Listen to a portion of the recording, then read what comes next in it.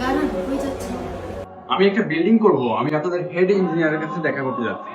Registration ছাড়া তো আপনি যেতে পারবেন না। রেজিস্ট্রেশন করব কিসের? আপনি কে? আমি এখানকার সিকিউরিটি গার্ড। আপনি এখানকার সিকিউরিটি গার্ড, শাড়ি পরে সিকিউরিটি করতেছেন? মেয়েরা কি সিকিউরিটি গার্ড হতে পারে না স্যার? শহরের দুনিয়া যে কতটা আজব আর কত কিছু যে দেখবো। আচ্ছা করেন। আসেন।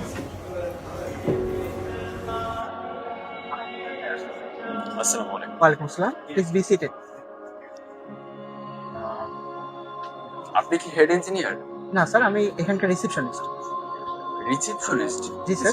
এখানে তো মেয়ে থাকার কথা। না স্যার, আমি আছি এখানে। কি প্রয়োজন স্যার বলুন? আমি আপনাদের হেড ইঞ্জিনিয়ারের সাথে দেখা করতে চাই। আমাদের হেড ইঞ্জিনিয়ার ম্যাম তো বিজি আছেন, আপনি চাইলে ইমার্জেন্সি মিট করে দিতে পারি। Head engineer ma'am? জি স্যার, আসুন স্যার। ম্যাম, একজন ক্লায়েন্টের সাথে দেখা করছেন, প্লিজ স্যার। ওকে। ম্যাডাম, আপনাদের এখানে আমি অনেক সুনাম শুনেছি, কিন্তু আপনাদের এখানে কাজ করাবো কিভাবে? এখানকার সব সিস্টেমই তো উল্টাপাল্টা। কেন আপনার কোন সিস্টেমটা উল্টাপাল্টা মনে হয়েছে? এই যে নারীর জায়গায় পুরুষ, পুরুষের জায়গায় নারী একটা সিস্টেম করে রাখছেন।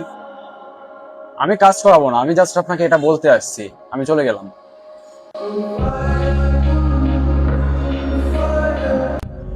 কত আজব প্রকৃতির মানুষ যে দেখতে হবে।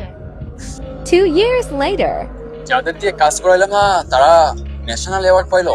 হায় আল্লাহ, আমার বিল্ডিংটা ভেঙে গেল। কর্মক্ষেত্রে কোনো বৈষম্য নয়। জেন্ডার দিয়ে কর্মক্ষেত্র সিলেকশন নয়, কর্মক্ষেত্র সিলেকশন করতে হয় মেধা এবং সৃজনশীলতা দিয়ে। আমরা চাই বৈষম্যহীন এক বাংলাদেশ গড়তে, যেখানে নারী পুরুষের কোনো ভেদাভেদ থাকবে না।